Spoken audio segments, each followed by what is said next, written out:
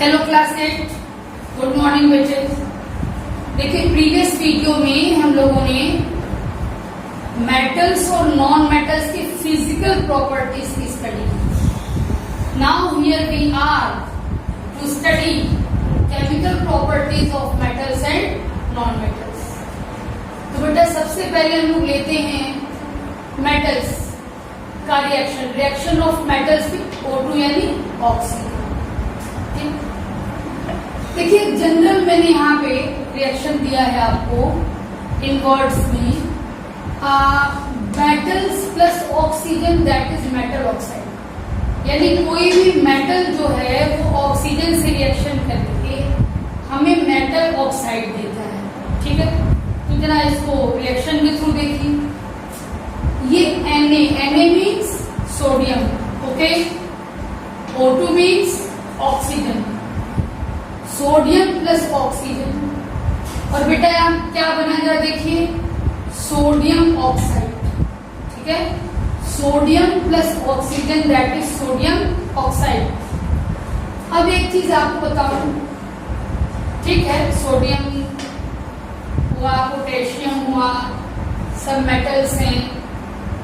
और सोडियम के बारे में खास तौर से ये बात है कि ये एटमॉस्फेयर में जो ऑक्सीजन है उसके साथ भी बहुत जल्दी रिएक्शन कर लेता है। ठीक है, तो ये जो विगरस रिएक्शन कर लेता है यानी बहुत ज्यादा रिएक्टिव है, इसके लिए इसको सेव करने के लिए सोडियम को हम लोग कहाँ रखते हैं, देखिए, इज स्टोर्ड अंडर केरोसिन। ठीक है, इसे बाहर रखेंगे तो ये बहुत जल्दी एटमॉस्फेयर की ऑक्सीजन से रिएक्शन करके सोडियम ऑक्साइड बनाएगा। तो इसको थोड़ा सेव करने के लिए हम लोग इसको स्टोर करते हैं कहाँ, अंडर केरोसिन। वाटर भी नहीं कर सकते क्योंकि वाटर के साथ रिएक्शन करके ये फिर सोडियम हाइड्रोक्साइड बना लेगा, तो इसलिए केरोसिन में इसको हम लोग स्टोर करते हैं। ठीक है, अब देखिए नेक्स्ट रिएक्शन, उसी का सब एग्जाम्पल है। किसका example, reaction of metals with oxygen. देखिए Mg मीन्स मैग्नीशियम। ठीक है, मैग्नीशियम रिएक्शन कर रहा है ऑक्सीजन से, तो बन रहा है MgO यानी मैग्नीशियम ऑक्साइड। ठीक है, देखिए यहाँ पे भूल से आर लिख दिया था, मैंने करेक्शन कर दिया, अभी बताऊंगी क्या ये।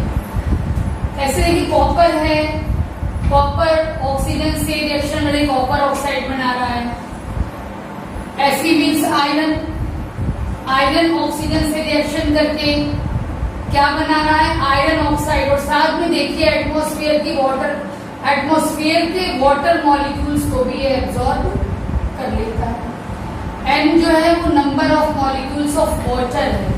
H2O क्या होता है, वाटर मॉलिक्यूल का फॉर्मूला है H2O। तो N क्या है यहाँ पे, नंबर ऑफ H2O मॉलिक्यूल्स है। तो ये Fe जो है यहाँ पर तो केवल ऑक्सीजन आपको दिखाई पड़ रहा है, फिर आप कहेंगे कि ये कहाँ से आ गया, तो ये एटमॉस्फेयर से है।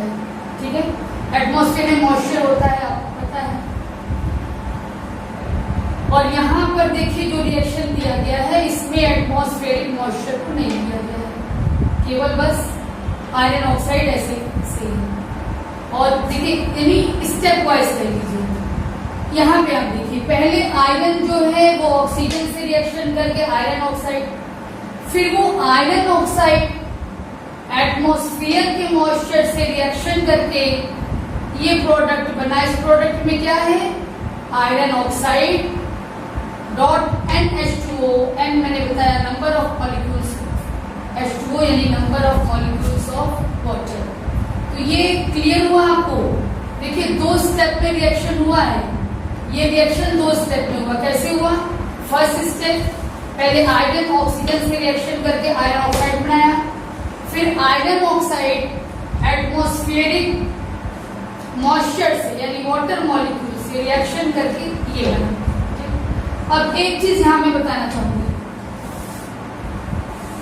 कॉपर के बर्तन यदि हैं, इसे पूजा घर में भी होता है,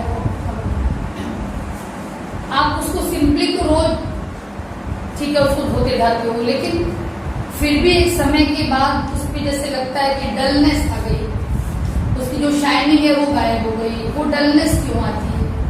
वो डलनेस इसीलिए आती है कि कॉपर जो है वो एटमॉस्फेयर के ऑक्सीजन से रिएक्शन करके जब ये कॉपर ऑक्साइड बना दिया, यही कॉपर ऑक्साइड की लेयर ऊपर जम गई, ठीक, और इसी कारण अब डलनेस आ गई, इसी लेयर के कारण। और जब बहुत परिश्रम करके उस लेयर को भाई हटा दिया जाएगा तो फिर से चमक वापस आ जाएगी।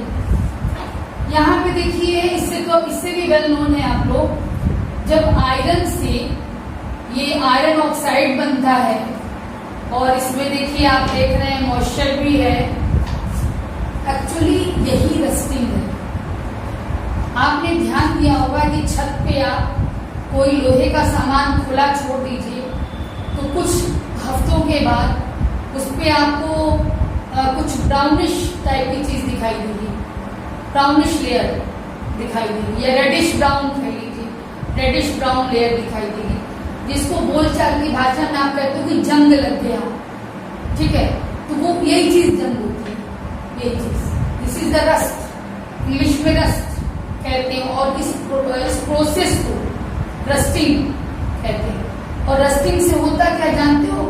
देखो, इस रिएक्शन में आयरन इन्वॉल्व है, इसलिए रस्टिंग से क्या होता है कि आयरन चूंकि रस्ट में ही है तो आयरन जो है वो लेयर धीरे धीरे ऊपर की हटती जाती है। जैसे लोग कहते हैं कि बर्तन झड़ रहा है, तो झड़ने का मतलब यही होता है। उसको आप इंग्लिश में कोरोजन वर्ड कहते हैं। कोरोजन मतलब क्या है भाई? डीके, नष्ट होना, क्षरण होना, जिसको कह सकते हो डीके। तो डीके कैसे होता है? ऐसे ही डीके होता है। रस्टिंग हो गई, अब वो रस्ट की लेयर जो है वो बढ़ती जाएगी। आप ऊपर से रस्ट एक बार हटा भी दिए, फिर यदि आपने ऐसी जगह पे चीज को रखा है कि मॉइस्चर मिल रही है आयरन की लेयर को, यदि मॉइस्चर मिलेगी तो उसमें रस्टिंग होगी। तो इस तरह से धीरे धीरे रस्टिंग होते होते होते होते पूरा डीके हो जाता है, खत्म हो जाता है धीरे धीरे करके आयरन की लेयर। तो फिर क्या करें कि आयरन की बनी चीजों में रस्टिंग ना हो? तो इसका भी तरीका है। जो भी लोहे की चीजें हैं, जैसे आप देखते हो ग्रिल वगैरह जैसे लोहे का लगा है, कहीं भी ओपन में है, ओपन में नहीं भी है, तो आप उसको सेव करने के लिए उस पर ऑयल पेंट करो, ऑयल पेंट करिए। या फिर कुछ चीजें ऐसी होती हैं कि उस पर आप जिंक की लेयर चढ़ा देते हो, इस प्रोसेस को गैल्वेनाइजेशन कहते हैं। या फिर निकेल क्रोमियम इसकी लेयर चढ़ा दी जाती है इलेक्ट्रोप्लेटिंग प्रोसेस के थ्रू, ठीक है। तो ये सब तरीके होते हैं किस तरह से रस्टिंग को हम लोग अवॉइड कर सकते हैं। और देखिए, आपके घरों में इन जनरल जो बर्तन यूज होता है, आप उसको कहते हो स्टेनलेस स्टील, यानी ऐसा स्टील जो स्टेनलेस हो, जिसपे कोई दाग धब्बा ना पड़े। क्या मतलब हुआ इसका? एक्चुअली लोहे में कुछ ऐसे दूसरे मेटल मिला दिए जाते हैं, एलॉय बना दिया जाता है। एलॉय का मतलब क्या होता है? यदि दो मेटल्स को आप मिक्स करते हो, उनको पहले मेल्ट करते हो फिर मिक्स करते हो, तो जो बनेगा मिक्सचर उसको एलॉय कहेंगे, ठीक है। तो स्टेनलेस स्टील क्या है? ये प्योर आयरन नहीं है, ये एलॉय है। इसको एलॉय क्यों बनाया गया? ताकि इस पे रस्टिंग का कोई प्रभाव ना, ठीक है। इस तरह से हम लोग रस्टिंग को अवॉइड करते हैं। और एक चीज मैं और बताना चाहूंगी यहाँ पे बेटा, जो मेटल ने जब भी ऑक्सीजन से रिएक्शन किया है और मेटल ऑक्साइड बना है, तो मेटल ऑक्साइड हमेशा बेसिक ऑक्साइड होती है। बेसिक ऑक्साइड का क्या मतलब है? देखिए, इन ऑक्साइड्स को जब आप वाटर में डिसॉल्व करेंगे ना, तो आपको बेस मिलेगा। जैसे एसिड होता है, बेस होता है, आपको बेस मिलेगा। बेस का क्या मतलब है? यदि आप इसमें रेड लिटमस डालेंगे तो वो ब्लू हो जाएगा। ऐसे आप करिएगा बेस ब्लू।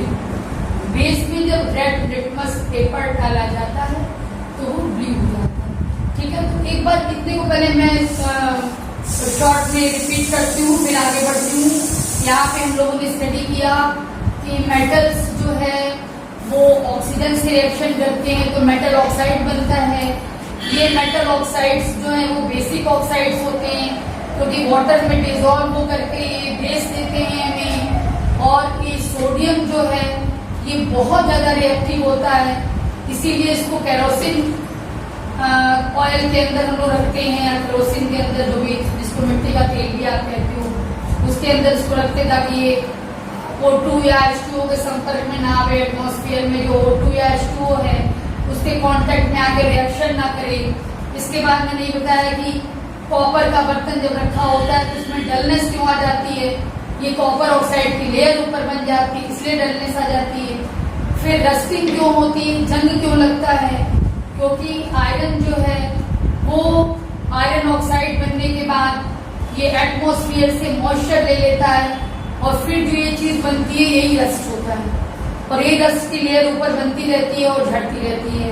तो इससे बचाने के लिए टू प्रिवेंट रस्टिंग मैंने आपको बताया क्या क्या उपाय होते हैं। ठीक, अब इसके बाद हम लोग स्टडी करने चल रहे हैं कि क्या रिएक्शन होता है नॉन मेटल्स का